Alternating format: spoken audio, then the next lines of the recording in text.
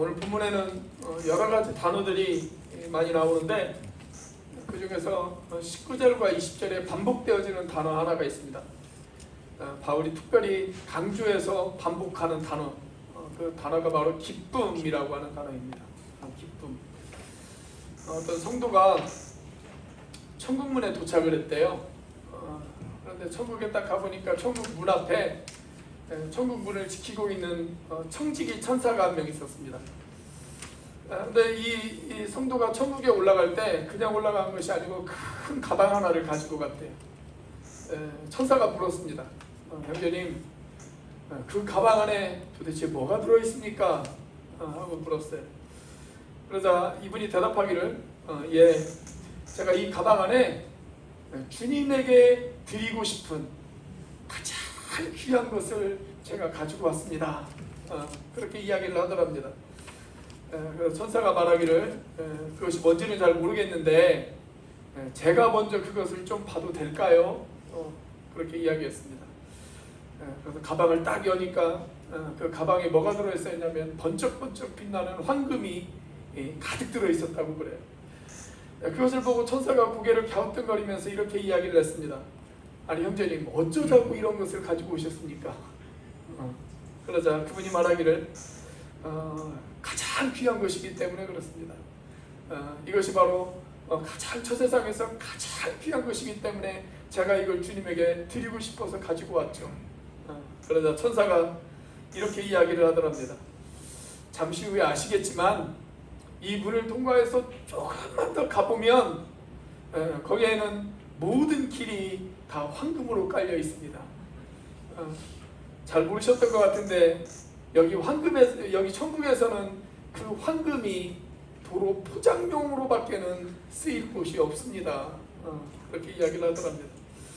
그러다 이 성도가 다시 천사에게 물었대요. 그러면 이 천국에서 가장 귀한 것은 무엇입니까? 그때 천사가 지체 없이 이렇게 이야기를 하더랍니다. 그것은 바로 영혼입니다. 영혼입니다. 형제 때문에 주님을 영접한 그런 영혼이 있으십니까? 형제 때문에 복음을 듣고 예수님을 믿은 사람이 있으십니까? 누군가 실축하고 낭망하고 넘어졌을 때 형제의 따뜻한 말 한마디 때문에 다시 위로를 얻고 다시 용기를 얻어서 믿음의 길을 걸어간 그러한 영혼이 형제님에게는 있으십니까? 이 천국에서 가장 귀한 것은 바로 그 영혼입니다. 그렇게 이야기를 하더랍니다. 오늘 본문에서 바울 사도도 동일한 이야기를 저와 여러분들에게 이야기를 해주고 있습니다. 주님이 오시는 날, 우리가 주님 앞에 서서 우리 인생을 결산하는 날, 그날 우리의 소망의 면류관이 무엇이냐, 우리의 기쁨의 면류관이 무엇이냐, 우리의 자랑의 면류관이 무엇이냐, 우리의 영광의 면류관이 무엇이냐, 그것이 바로 너희들이다. 그렇게 이야기합니다. 그것이 바로 너희들이다. 다시 말하면 나의 면류관은 바로 너희들이다. 내가 너희들에게 복음을 전했고, 내가 너희들을 양육했고, 내가 너희들을 온전한 그리스도의 제자로 만들기 위해서 땀 흘렸고, 내가 너희들과 같이 아파했고 같이 기뻐했고, 그래서 너희들을 장성한 그리스도의 믿음의 분량으로 너희들을 만들었던 그런 너희들, 그렇게 너희들이 믿음 안에서 잘 성장한 너희들이야말로 내가 주님 안에서 받을 기쁨의 면류관이고 영광의 면류관이다. 그렇게 이야기하고 있습니다. 자, 데살로니가는 바울이 에베소와 고린도 다음으로 오랫동안 머물렀던 곳이 바로 이 데살로니가입니다. 바울이 에베소에서는 한 3년 정도 복음을 전하면서 거기에서 머물렀었고요. 그 다음에 고린도에서는 한 1년 반 정도 머물렀습니다. 그리고 이 데살로니가에서는 한 6개월 정도 머물렀던 것으로 그렇게 추정이 되어지고 있습니다. 그런데 이 6개월 동안 바울에게 많은 전도의 열매가 맺어졌어요. 그리고 바울은 이 데살로니가 교회에 대한 굉장한 자부심이 있었습니다.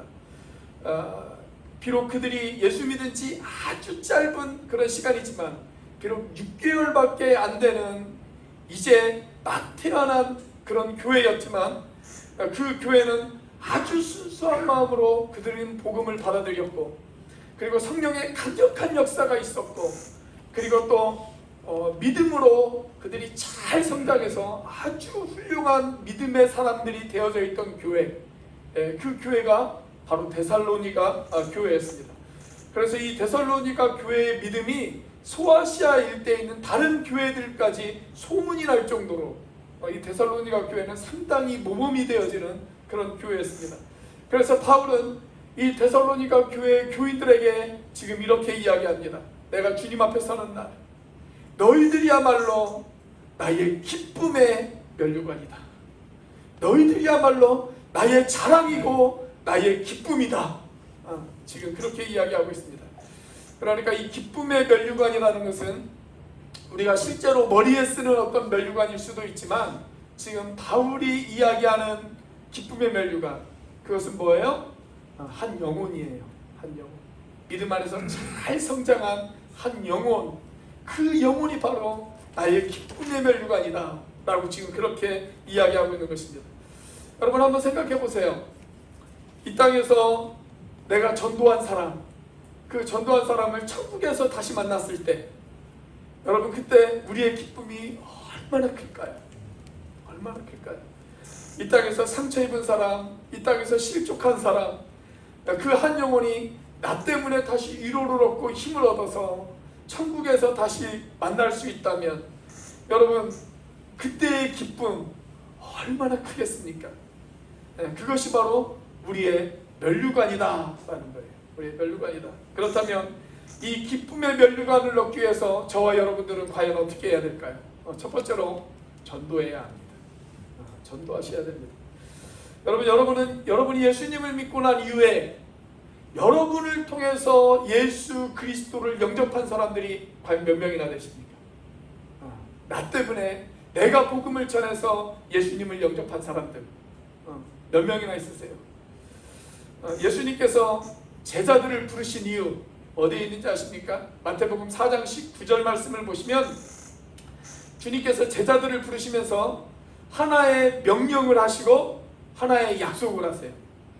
이 말씀을 보면 명령이 하나 있고 약속이 하나 있습니다. 자, 명령은 뭡니까? 나를 따르라. 이게 명령이죠. 나를 따르라. 이게 명령입니다. 자, 그리고 이제 약속을 하세요. 그렇게 주님의 명령에 잘 따라서 주님을 따라가는 사람, 그 주님을 따라가는 사람에게 주님께서 약속을 하나 하십니다. 어떤 약속을 하십니까? 내가 너희로 사람을 낳는 어부가 되게 하리라. 그렇게 약속을 하십니다. 그러니까 우리가 해야 할 일은 딱 하나예요. 일단 주님을 잘 따라가야 돼요. 주님을 잘 따라가야 됩니다. 그렇게 주님을 잘 따라간 사람에게 주님이 우리에게 주시는 것, 그건 뭐예요? 우리를 사람 낚는 어부로 만들어 주시겠대요. 사람 낚는 어부로 만들어 주시겠다. 그러니까 내가 주님을 잘 따라가고 있는 증거가 어디에 있습니까? 내가 사람 낚는 어부가 되어져 있는지, 사람 못 낚는 어부가 되어져 있는지, 그걸 보시면 돼요. 내가 나를 통해서 예수 그리스도를 영접하고 전도되어진 사람이 한 사람도 없다. 그 사람은 주님 따라가다가 지금 어디쯤인가에서 쉬고 계시는 분이에요. 주님을 잘 따라가면 주님이 우리를 어떻게 만들어 주시냐면 사람 낚는 어부로 만들어 주시겠다. 그렇게 약속하셨거든요. 제가 설교 준비를 하면서 저를 통해서 직접적으로 전도되어지고 예수 믿은 사람이 몇 명이나 되어질까 한번 생각을 해봤습니다. 쭉 생각을 해봤는데 한 14~15명 정도 이렇게 되어지는 것 같아요. 뭐 이렇게 설교나 이런 것 통해서 나중에 신앙생활 하시는 분들 말고 직접적으로 복음을 전해서 예수님을 영접하신 분들이 한 15명 정도 뭐 그렇게 되어지는 것 같습니다. 그런데 그런 분들만 있는 것이 아니고 안타까운 분들도 있어요. 안타까운 분들. 그러면서 이맘때쯤 되어지면 제가 생각나는 한 사람이 있습니다. 이렇게 막 그 태풍이 분다는 이야기가 있고 한 8월, 9월 딱 이쯤 무렵인데 이쯤 되어지면 제가 생각나는 안타까운 사람이 한 사람 있어요. 제가 군대에서 만난 사병인데요. 제가 군복무를 할 때 수요일 밤 그리고 주일 밤을 이용해 가지고 초소 방문을 합니다. 제가 대대군종으로 이렇게 사역을 했거든요. 행정일도 보면서 또 대대군종으로도 같이 그렇게 일을 했는데, 수요일 밤하고 주일 저녁이 되어지면 뭐 커피를 엄청나게 크게 끓여요. 커피를 끓이고 그 다음에 초코파이를 잔뜩 배낭에다 넣어가지고 초소를 다 돌아다니는 거예요. 밤에 포초서고 있는 그 초소들을 다 돌아다녀서 커피 한 잔씩 주고 초코파이 하나 주면서 교회 나오라고 권유하고 그렇게 복음을 전하고 그랬던 적이 있습니다. 그때 포병대에서 만난 한 사병이 한 명 있는데요. 제가 이분에게 초코파이를 주면서 주일날 꼭 교회 나오세요 그렇게 이야기를 했더니 이분이 다음 주 주일날 제가 꼭 교회 가겠습니다 그렇게 저랑 약속을 했어요. 그때 수요일 저녁이었거든요. 주일날 꼭 교회 가겠습니다 그렇게 약속을 했어요. 그래서 주일날 교회 오면 내가 이분에게 복음을 좀 전해야 되겠다 라고 생각을 하고 있었습니다. 근데 그때가 태풍이 부는 장마기간이었어요. 여러분들도 잘 아시겠지만 뭐 해군하고 공군은 좀 다른데, 육군 같은 경우에는 부대가 주로 어디에 있냐면 산을 깎아서 군부대를 만들잖아요. 산을 깎아서. 그러다 보니까 장마기간이 되어지면 흙이 많이 떠내려와요. 흙이 많이 떠내려오면 배수로가 막힙니다. 배수로. 낙엽이나 이런 것들도 많이 있고 그 낙엽 위에 흙더미가 쌓이고 그러면 배수구가 막혀서 물이 잘 안 빠져요. 그래서 배수구 청소를 수시로 해줘야 돼요. 근데 이 사병이 배수구 청소 작업에 투입이 되어졌습니다. 그래서 배수구를 막 청소하고 있는데 그만 산이 무너져 버렸어요. 깎아내린 그 곳이 절개지가 무너져 버렸습니다. 그래서 그 흙더미에 깔려서 금요일날 숨졌어요. 금요일날 아침에, 제가 수요일날 저녁에 만났고 금요일날 아침에 이 사병이 숨졌습니다. 그분이 돌아가셨다는 이야기를 듣고 제가 얼마나 가슴이 아팠는지 몰라요.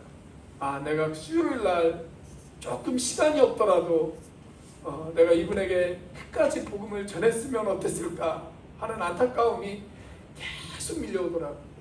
이때쯤 되어지면 항상 그분이 생각이 나요. 태풍 분다라는 이야기가 들려오면 항상 그 사람이 생각이 납니다.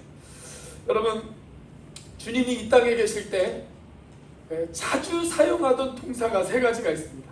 그리고 성경을 읽어보면 예수님이 자주 사용하신 동사 세 가지. 첫째는 뭐냐면 오라라고 하는 동사입니다. 오라. 주님이 뭐라고 하셨어요? 수고하고 무거운 짐진 자들아 다 내게로. 그 다음 뭐예요? 오라 라고 하셨습니다. 오라.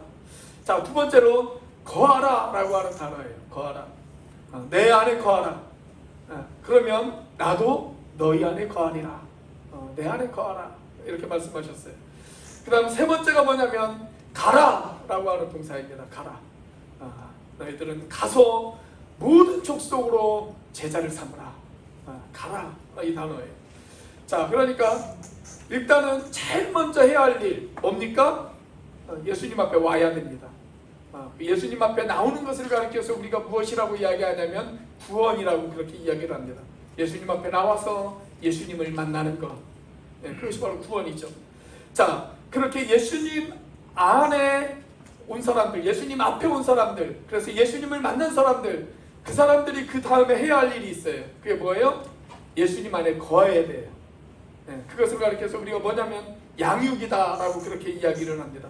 주님의 사랑을 느끼고 주님의 음성을 듣고 주님의 뜻이 무엇인지를 분별하고 주님과 교제를 나누는 것, 우리가 그것을 가리켜서 양육이다 그렇게 이야기를 합니다. 자, 그 다음에 그렇게 주님 안에서 양육을 받은 사람들, 그 사람들이 그 다음에 해야 할 일이 뭘까요? 가야 됩니다. 가야 돼요. 그렇게 주님과 교제를 누리면서 주님의 뜻을 알았다면, 잘 양육받았다면 그 사람이 그 다음에 해야 할 일, 그것은 가서 복음을 전해야 합니다. 사람을 낳는 어부가 되어져야 됩니다. 우리가 그것을 가리켜서 뭐라고 이야기를 해요? 전도라고 그렇게 이야기를 합니다. 전도. 그러니까 안 믿는 사람들을 가서 만나야 돼요. 그런데 문제는 우리가 가지를 않는다는 거예요. 가지를 않아요. 때때로 우리가 교회 생활을 오래 한 사람들이 저지르는 실수 가운데 뭐냐면 가지를 않아요. 우리의 시선과 관심의 초점이 늘 교회 안에만 머물러 있어요. 그냥 교회가 제일 편해요. 아버지 집이, 아버지 품이 제일 편해요. 그래서 교회 안에만 머물러 있어요. 그것이 교회에서 신앙생활을 오래 한 사람들이 쉽게 빠질 수 있는 매너리즘이에요. 그냥 교회 안에만 머물러 있어요. 그런데 예수님께서는 우리에게 분명히 이야기합니다. 너희들은 가라! 그렇게 이야기했어요. 여러분, 우리가 주일날 교회 안에 머물러서 예배를 드리고 힘을 얻고 용기를 얻고 도전을 받는 이유 뭐예요? 가기 위해서 그러는 거예요. 가기 위해서. 가서 전하기 위해서. 우리가 예배를 드리고 용기를 얻고 힘을 얻는 거예요. 우리가 목장 안에서 서로 교제를 나누는 것, 거기에서 나누는 것, 그냥 우리끼리 여기가 좋사오니 그러기 위해서 하는 것이 아니라 그 목장 안에서 나눔을 통해 힘을 얻고 용기를 얻고 도전을 얻어서 나가서 전하기 위해서 거기서 교제를 나누는 것입니다.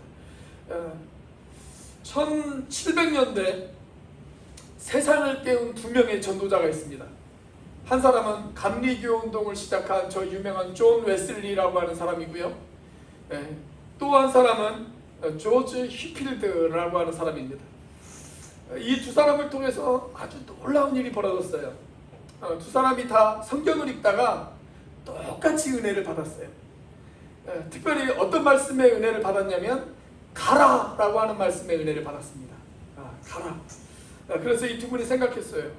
그래, 우리가 너무 가지 않았구나. 가야 되는구나. 우리가 너무 교회 안에만 머물러 있었구나. 자, 그래서 당시 존 웨슬리하고 조지 필드 이 두 사람에 의해서 처음으로 생겨난 것이 두 가지가 있습니다. 하나는 뭐가 생겨났냐면 야외 집회가 생겨났어요. 그동안 집회라는 것은 다 어디에서만 이루어졌냐면 교회당 안에서만 이루어졌거든요. 교회당 안이 아니라 교회 밖에서 막 광장 같은 데서 하는 그런 야외 집회가 처음으로 생겨났습니다. 그리고 이 두 사람에 의해서 또 하나 생겨난 것이 뭐냐면 노방전도라는 것이 생겨났어요. 노방전도. 밖에 나가서 사람들을 전도하기 시작해요. 자, 이 두 사람이 거의 비슷한 시기에 가라라고 하는 말씀을 통해서 강력한 도전을 받았습니다. 그래서 이 두 분이 어떻게 했냐면 한 곳에서 머물러서 목회를 하는 것이 아니라 여러 곳을 돌아다니면서 순회 전도를 하면서 그렇게 목회를 하는 거예요. 가는 곳곳마다 사람들을 불러 모아놓고 거기에서 예배를 드리고 사람들에게 복음을 전하기 시작합니다. 결국 이 두 분 때문에 영국과 미국의 큰 부흥의 물결이 일어나기 시작을 합니다. 영적인 커다란 각성들이 일어나기 시작을 했어요. 만약에 이 두 사람이 가라라고 하는 그 명령 앞에 순종하지 않았다면 어떻게 되어졌을까요? 그러니까 가야 합니다. 가셔야 돼요. 우리 옆에 사람 쳐다보면서 이렇게 한번 인사해 볼까요? 우리도 갑시다. 그렇게 한번 인사해 보겠습니다. 그 정도 가지고는 안 돼요. 다시 한번 인사해 보겠습니다. 제발 갑시다. 그렇게 한번 인사해 보겠습니다. 제발 갑시다. 우리가 부르는 그 찬송가 가운데 제일 많은 곡을 작사한 사람이 누군지 혹시 아세요? 이분이에요. 이분이 누군지 혹시 아시는 분? 아시는 분들에게 제가 선물을 드리겠습니다. 헬렌 켈러 아닙니다. 아닙니다. 자, 이분이 누구냐면 화니 제인 크로스비라고 하는 분이십니다. 화니 제인 크로스비 시각장애인이에요. 이분은 태어난 지 6주 만에 두 눈의 시력을 완전히 잃어버렸어요. 이분이 95세까지 살았거든요. 그러니까 6주 만에 시력을 잃었으니까 95년을 앞을 못 보고 산 거예요. 앞을 전혀 보지 못하고 그렇게 산 겁니다. 근데 이분이 그렇게 살면서 무려 몇 편의 찬송시를 쓰셨냐면 9,000편의 찬송시를 쓰셨어요. 그 9,000편의 찬송시 중에 지금 현재 우리가 가지고 있는 찬송가에 이분의 찬송시가 몇 개나 들어가 있냐? 무려 22곡이 들어가 있습니다. 우리 찬송가에 가장 많은 찬송시를 쓰신 분이 바로 이분이세요. 22곡이 들어가 있어요. 여러분이 좋아하는 찬송가는 이분이 작사한 찬송가가 상당히 많습니다. 나의 갈 길 다가도록, 그 다음에 주의 음성을 내가 들으니, 예수로 나의 구주 삼고, 뭐 이런 찬양들이 다 이분이 작사한 곡이에요. 아무튼 길하고 관련된 찬양은 이분이 작사했다라고 보시는 것이 거의 맞습니다. 왜냐하면 이분이 시각장애인이다 보니까요, 갈 길을 인도하시는 주님, 여기에 대해서 아마 상당히 좀 가슴이 울렸던 것 같아요. 그래서 길에 관련된 찬양이 상당히 많습니다. 후에 이분이 그 시각장애인 학교에서 영문학하고 역사를 가르치셨거든요. 근데 사람들이 이분에게 질문을 던져요. 당신의 직업이 무엇입니까? 라고 물어보면 이분이 내 직업은 교사입니다. 이렇게 대답을 하지 않고 항상 뭐라고 이야기를 하냐면 제 직업은 전도하는 사람입니다. 그렇게 이야기를 했어요. 전도하는 사람입니다. 이분이 전도하는 걸 그렇게 좋아하셨거든요. 한 번은 이분이 노숙자 쉼터 같은 곳에서 거기 가서 복음을 전하라 라고 하는 성령의 강한 역사가 마음을 주장하기 시작을 했습니다. 그래서 노숙자 쉼터를 찾아가요. 거기에서 밤새 복음을 전했어요. 근데 사람들이 별로 반응이 없어요. 그러자 이분이 그 쉼터에서 밤을 지새웁니다. 밤을 지새우면서 거기에서 계속 사람들에게 복음을 전하는 거예요. 그 열정에 감동되어져서 어떤 한 청년이 새벽에 예수님을 영접했다고 하는 그런 아주 유명한 일화도 있습니다. 그만큼 전도에 대한 열정이 있었어요. 한 번은 이 환희가 그 노숙자 쉼터 같은 데에서 복음을 전하다가 이런 메시지를 전했습니다. 여기 있는 여러분들 가운데 어머니가 가르쳐 주셨던 그 믿음을 저버리고 여기에 계신 분이 계십니다. 지금 어머니의 기대를 저버리고 그 믿음을 저버리고 이곳에 있다는 분이 성령님께서 저에게 가르쳐 주셨습니다. 지금 그분의 어머니는 천국에 계시는데 그 어머니가 지금 돌아오라고 소리 지르고 계십니다. 제발 돌아오십시오. 그렇게 설교를 했어요. 그러자 18살 먹은 어떤 청년이 울면서 환희 앞으로 나옵니다. 그러면서 이렇게 이야기를 해요. 제가 바로 그 사람입니다. 제가 바로 그 사람입니다. 제가 어머니가 저에게 가르쳐 주었던 그 믿음을 저버리고 제가 지금 이렇게 살고 있습니다. 제가 그 믿음의 길로 다시 되돌아가길 원합니다. 그러자 환희가 그 사람을 꼭 끌어안고 그 사람을 위해서 기도해 주었어요. 그리고 그 사람에게 복음을 전하고 다시 그 사람이 예수님을 영접할 수 있도록 도움을 주고 그 일을 다 마치고 나서 집에 돌아왔습니다. 집에 돌아오자마자 그때 갑자기 머리 가운데 어떤 영감이 하나 탁 떠오르는 거예요. 그래서 찬송시를 쓰기 시작을 해요. 그때 쓴 찬송시가 찬송가 498장입니다. 498장의 가사가 이렇게 되어져 있어요. 저 죽어가는 자 다 구원하고 죽음과 죄에서 건져내며 죄인을 위하여 늘 애통하며 예수의 공로로 구원하네. 저 죽어가는 자 예수를 믿어 그 은혜에 힘입어 다 살겠네. 그녀가 만약 가라 라고 하는 말에 순종하지 않았다면 어떻게 되어졌을까요? 여러분, 바울은 갔습니다. 주님께서 가라 라고 하는 명령을 바울에게 던졌을 때 바울은 갔습니다. 그 당시 자기가 알고 있는 모든 세상을 다 돌아다녔습니다. 아마 한국을 알고 있었다면 바울이 한국까지도 왔을 거예요. 그 당시에 자기가 알고 있는 모든 세상을 다 돌아다녔어요. 다 돌아다니면서 복음을 전했어요. 그래서 데살로니가까지 바울이 찾아갑니다. 그런데 이곳에서 복음을 전할 때 바울이 늘 성공만 한 것이 아니에요. 바울의 사역이 늘 기쁨만 맛본 것이 아닙니다. 때로는 실패도 맛봤습니다. 때로는 어려움도 겪습니다.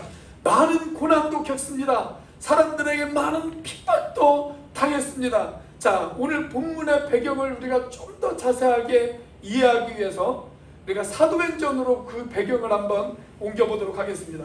자, 사도행전 17장 1절에서 3절 말씀을 보면 그 당시의 상황을 이렇게 이야기를 하고 있어요.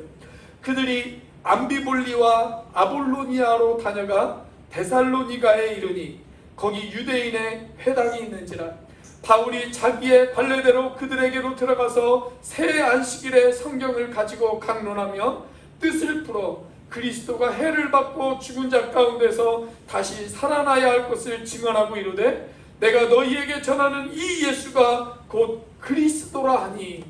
자, 데살로니가까지 바울이 찾아갔어요. 그래서 3주에 걸쳐서 회당에 찾아가서 사람들에게 강론하며 복음을 전했습니다. 죽으시고 부활하신 그 생명 되신 예수 그리스도를 그들에게 전했어요. 그랬더니 사람들 사이에서 큰 회심이 일어나기 시작했어요. 자, 그 말씀이 4절에 기록되어져 있습니다. 자, 4절도 한번 같이 읽어보겠습니다. 시작. 그 중에 어떤 사람 곧 경건한 헬라인의 큰 무리와 적지 않은 기부인도 권함을 받고 바울과 실라를 따르나. 자, 여기 보면 많은 사람이 예수를 믿고 바울을 따랐다. 그렇게 기록이 되어져 있죠. 경건한 헬라인 그리고 적지 않은 기부인들까지 바울이 전한 그 복음을 듣고 그들이 예수님을 따랐습니다. 자, 그런데 복음의 역사가 일어나는 곳에 무엇의 역사도 일어날까요? 사탄의 역사도 있어요. 사탄의 역사도 있습니다. 자, 바울이 그렇게 열심히 복음을 전해서 복음의 역사가 일어나자 그 복음의 역사를 방해하는 사탄의 역사도 있었습니다. 자, 그 사탄의 역사가 5절과 6절이에요. 자, 같이 한번 읽어보겠습니다. 시작. 그러나 유대인들은 시기하여 저자의 어떤 불량한 사람들을 데리고 때를 지어 성을 소동하게 하여 야손의 진에 침입하여 그들을 백성에게 끌어내려고 찾았으나 발견하지 못하매 야손과 및 형제들을 끌고 읍장들 앞에 가서 소리질러 이르되 천하를 어지럽게 하던 이 사람들이 여기도 이르매. 본격적인 핍박이 시작되어지는 거예요. 복음의 운동이 막 일어나니까, 성령의 역사가 강력하게 일어나니까 그 성령의 역사를 방해하는 사탄의 역사가 일어나기 시작을 해요. 그래서 복음을 전하는 바울과 실라와 그 일행들을 핍박하기 시작해요. 사람들이 돌을 들어요. 죽이려고 그래요. 엄청난 핍박이 바울과 실라에게 찾아옵니다. 자, 근데 그들이 뭐라고 이야기하면서 바울의 일행을 핍박했느냐? 여기 보니까 천하를 어지럽게 하는 사람들이다, 그렇게 이야기를 합니다. 바울을 가리켜서 그 당시 예수 그리스도를 믿는 사람들을 가리켜서 뭐라고 이야기를 했냐면 그들은 천하를 어지럽게 하는 사람들이다. 이게 그 당시 그리스도인의 별명이었어요. 천하를 어지럽게 하는 사람들. 자, 그런데 우리 성경은 이렇게 좀 부정적으로 번역을 해놓았는데 영어 성경 가운데 킹제임스 버전이라고 하는 성경이 있습니다. 킹제임스 버전. 근데 이 성경에는 이 말씀을 어떻게 번역을 해놨냐면 이렇게 번역을 해놨어요. World upside down, 이렇게 번역을 해놨어요. 우리말로 번역하면 세상을 뒤집어 엎어놓은 사람들, 그 말이에요. 세상을 뒤집어 엎어놓은 사람들. 여러분, 핍박이 있고 어려움이 있었지만 그들은 갔습니다. 그들은 가서 복음을 전했습니다. 그래서 마침내 세상을 뒤집어 엎어놓았습니다. 세상을 뒤집어 엎어놓았어요. 여러분, 우리가 주님 앞에서 인생을 결산하는 그날 무엇이 중요할까요? 무엇이 중요할까요? 그날 주님이 저와 여러분들에게 여러 가지 질문을 하시겠지만 빼놓지 않고 하실 가장 중요한 질문은 바로 이것입니다. 네가 나를 믿고 예수님 영접했다고 이야기하지만 네가 나를 믿고 그 나를 몇 명의 사람들에게 증거했니? 네가 나를 믿고 나서 너를 통해서 복음을 들은 사람이 과연 몇 명이나 되니? 저와 여러분은 그날 이 질문에 대한 대답을 준비하셔야 됩니다. 그날 주님 앞에 내가 어느 교회에서 신앙생활했는지는 중요하지 않습니다. 내가 몇 년 동안 신앙생활했는지 그 대답은 중요하지 않습니다. 내가 교회에서 무슨 직분을 받았느냐, 그것도 중요하지 않습니다. 중요한 것은 나를 통해서 복음을 전해드는 사람이 과연 얼마나 되느냐, 이것이 중요한 질문입니다. 여러분, 그 질문 앞에 대답할 대답을 여러분들은 준비하셨습니까? 구약에 아주 중요한 약속의 말씀이 하나 있어요. 다니엘서 12장 3절이에요. 우리 같이 한번 읽어보겠습니다. 다니엘서 12장 3절 시작. 지혜 있는 자는 궁창의 빛과 같이 빛날 것이요 많은 사람을 옳은 대로 돌아오게 한 자는 별과 같이 영원토록 빛나리라. 여러분, 천국에서 누가 빛나는 별이 되어질까요? 천국에서 누가 빛나는 스타가 되어질까요? 그 사람은 바로 많은 사람을 옳은 대로 돌아오게 한 사람, 많은 사람을 참된 길이요 진리요 생명 되신 예수님 앞으로 인도한 사람, 여러분, 그 사람이 바로 천국의 진정한 스타다. 그렇게 이야기합니다. 요즘 우리 사회를 보면 얼마나 많은 청소년들이 스타가 되기 위해서 몸부림을 칩니까? 별이 되기 위해서 몸부림을 칩니까? 그런데 여러분, 이 땅의 스타들은 그날 우수수 떨어질 별들이에요. 정말 천국에서 영원히 빛나는 별, 그 별은 누구냐면 예수 그리스도의 복음을 전하는 사람들입니다. 여러분, 주님 앞에서 영원토록 빛나는 그 기쁨의 멸류관을 얻고 싶지 않으십니까? 그렇다면 남은 생에 전도하면서 살아가시는 저와 여러분들이 되시기를 주의 이름으로 축원합니다. 우리 옆에 분하고 한번 인사해 볼까요? 앞뒤에 있는 분하고 한번 인사해 보겠습니다. 전도하면서 삽시다. 그렇게 한번 인사해 보세요. 전도하면서 삽시다. 혹시 앞뒤에 있는 분이 반응을 별로 보이지 않으시거든 한번 물어보세요. 이렇게 한번 물어보세요. 전도 안 하고 살 거면 도대체 뭐 하고 살 겁니까? 물어보세요. 전도하고 사시는 저와 여러분들이 되시길 주의 이름으로 축원합니다. 자, 기쁨의 멸류관을 얻기 위해서 우리가 해야 할 일 두 번째가 있어요. 뭘 해야 될까요? 양육해야 합니다. 양육해야 합니다. 자, 우리가 기쁨의 멸류관을 얻기 위해서는 전도할 뿐만이 아니라 두 번째로 우리가 해야 할 일은 전도한 사람들을 양육하는 일을 해야 돼요. 양육하는 일. 그러니까 전도가 일회성의 전도로만 끝이 나면 안 된다라는 거예요. 복음을 전했다라고 하는 사실만으로 내 책임이 다한 것은 아닙니다. 전도된 사람들을 잘 양육할 수 있어요. 잘 양육해야 돼요. 바울은 전도된 사람들을 잘 양육했습니다. 그래서 그냥 전도만 하고 바로 떠난 것이 아니라 전도한 사람들을 양육하기 위해서 거기에 머물러서 그 사람들에게 하나님의 말씀을 가르쳤어요. 자, 바울이 어떻게 양육했느냐? 데살로니가전서 2장 7절 말씀 같이 한번 읽어보겠습니다. 시작. 우리는 그리스도의 사도로서 마땅히 권위를 주장할 수 있으나 도리어 너희 가운데서 유순한 자가 되어 유모가 자기 자녀를 기름과 같이 하였으니. 자, 여기에 보니까 바울이 어떻게 양육을 했다고요? 유모가 아기를 양육하는 것처럼, 어머니가 자식을 기르는 것처럼 그렇게 길렀다고 이야기하고 있습니다. 어르기도 하고 달래기도 하고 젖을 주기도 하고 울면 울음을 그치게 하기도 하고 그렇게 잘 달래면서 그들을 양육했다라는 거예요. 사랑으로 그들을 잘 보듬어주면서 그들을 양육했다. 그렇게 기록되어 있어요. 그러면서 8절 말씀에 보면 내가 복음으로만 아니라 내 목숨까지 내어줄 각오를 가지고 너희들을 양육했다. 그렇게 이야기합니다. 복음뿐만이 아니라 내 목숨까지도 줄 각오를 가지고 너희들을 양육했다. 자, 그것뿐만이 아니라 11절 말씀을 보면 이렇게도 기록되어 있어요. 자, 11절 같이 한번 읽어보겠습니다. 시작. 너희도 아는 바와 같이 우리가 너희 각 사람에게 아버지가 자기 자녀에게 하듯 권면하고 위로하고 경계하노니. 이게 어머니처럼만 양육한 것이 아니에요. 여기 보면 누구처럼도 길렀다고요?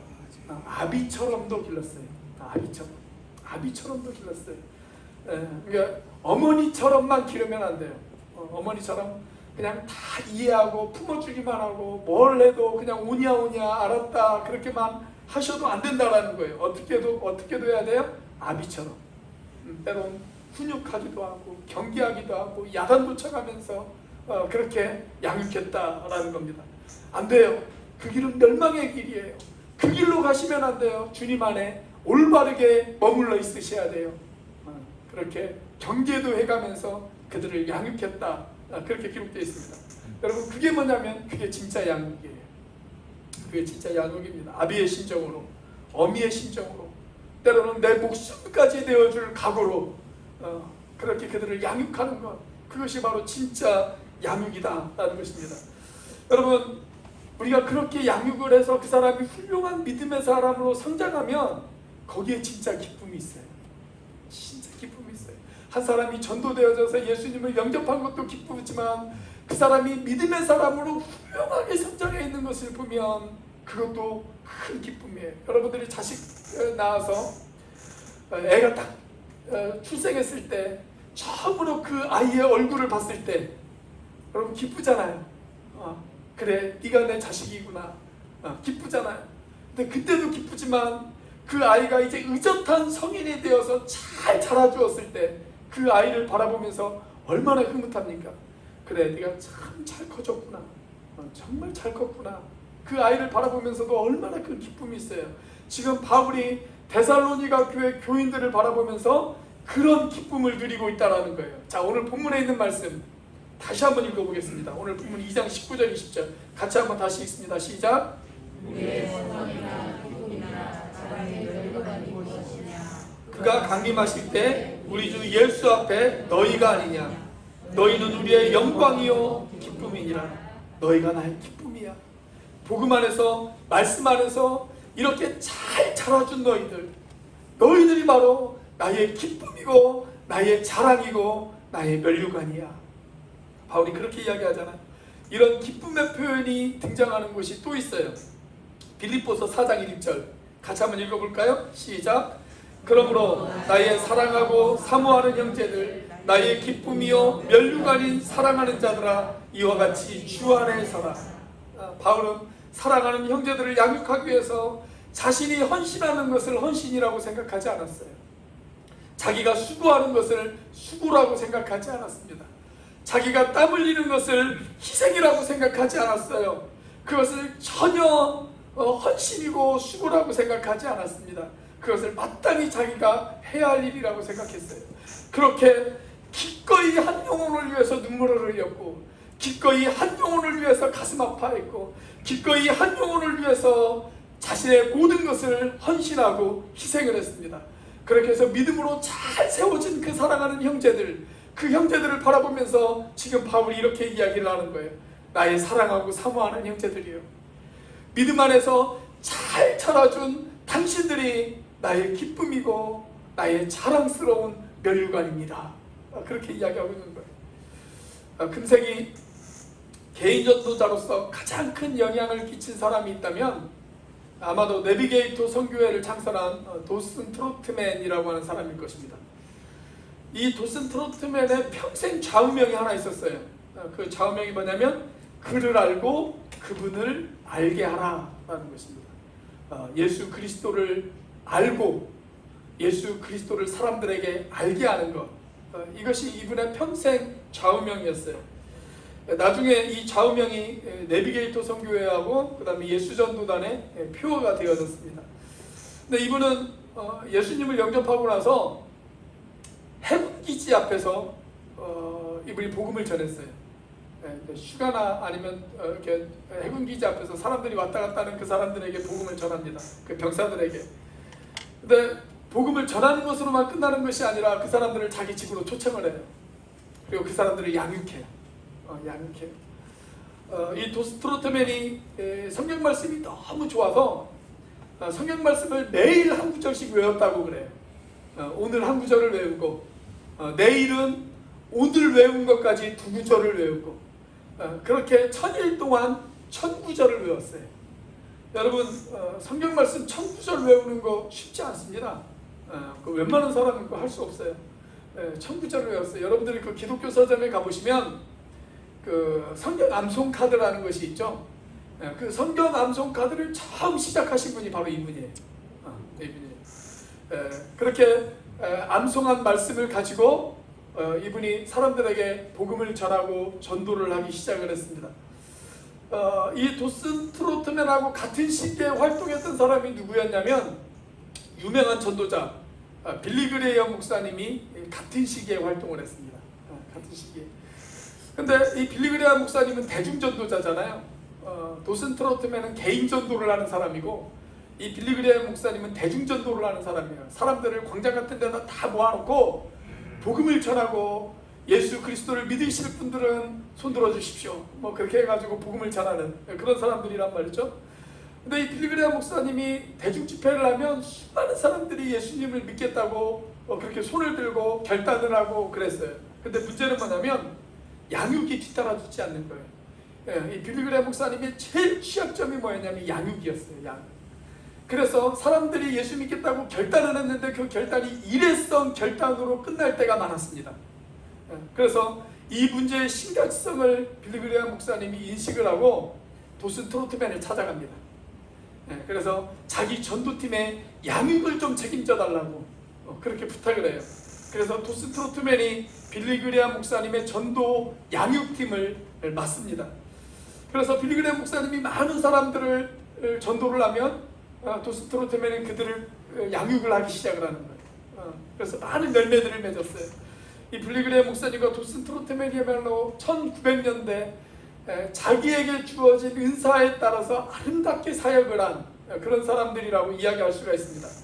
1956년 6월 18일 날 이 도슨 트로트맨이 죽었거든요.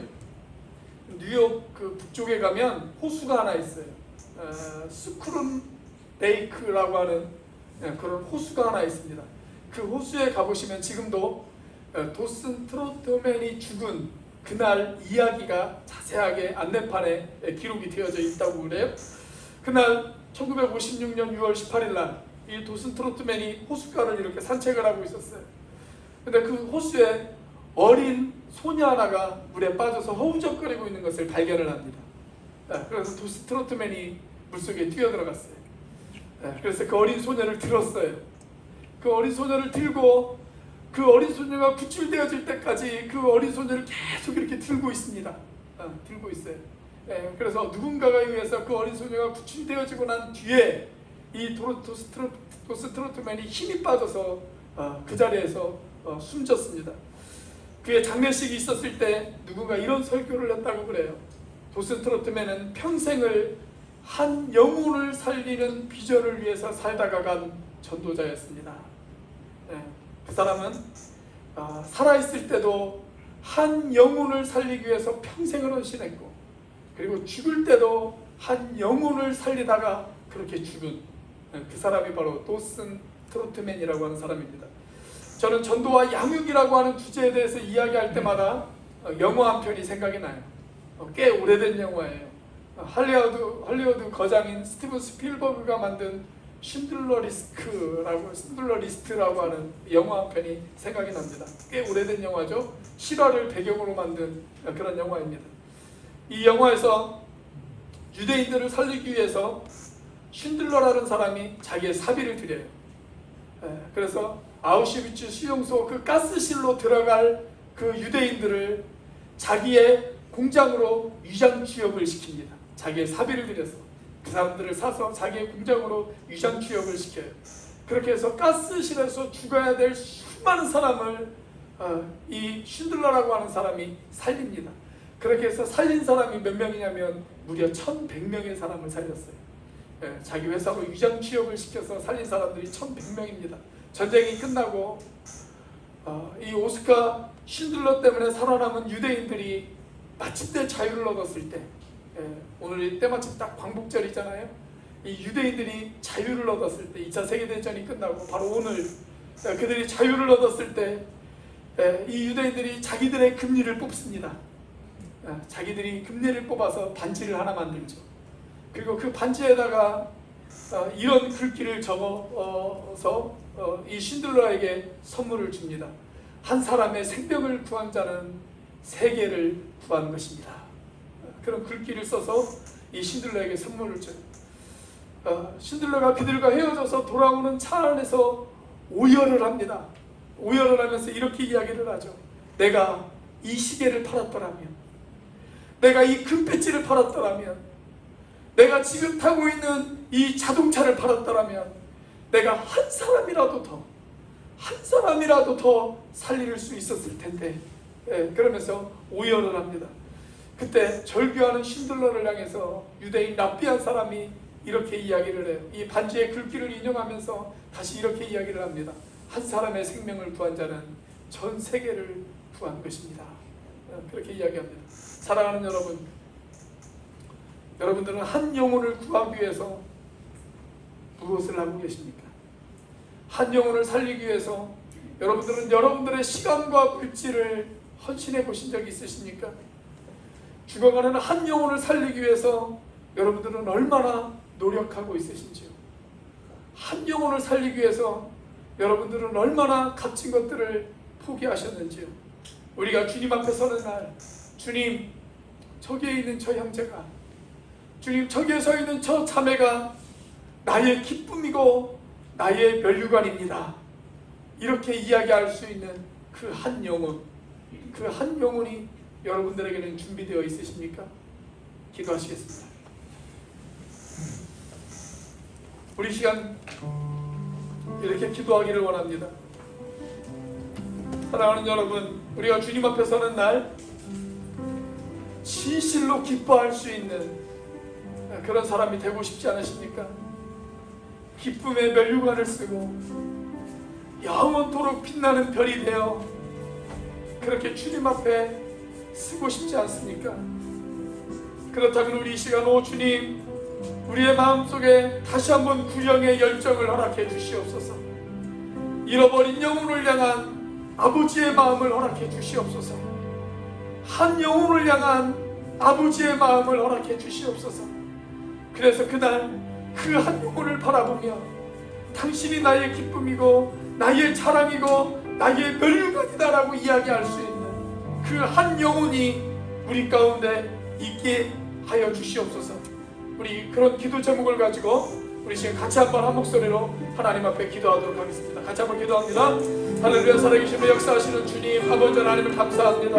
아버지 하나님, 이 시간 아버지 하나님의 주님 함께하여 주시옵소서. 아버지 하나님, 우리에게 한 영혼에 대한 구령의 열정을 허락하여 주시옵소서. 아버지 하나님, 우리가 주님 앞에 서는 날, 아버지 하나님, 너를 통하여 예수 믿는 사람이 얼마나 되느냐고, 네가 얼마나 많은 사람들에게 복음을 전했느냐고 주님 물으실 때에, 아버지 하나님, 저기에 서 있는 저 형제가, 하나님 저기에 서 있는 저 자매가 하나님 나의 기쁨이고 하나님 나의 면류관이다라고 이야기할 수 있는 아버지 하나님 그 한 영혼이 하나님 우리 가운데 있을 수 있도록 하나님 역사하여 주시옵소서. 아버지 하나님의 무엇보다도 아버지 하나님 우리 가운데 있는 가장 가까운 우리의 자녀들, 아버지 하나님 우리의 형제들, 우리의 이웃들, 아버지 하나님 그들에게 우리가 복음을 전하기 위하여 애쓰고 수고하는 아버지 하나님 우리들이 되어줄 수 있도록 하나님 역사하여 주시옵소서.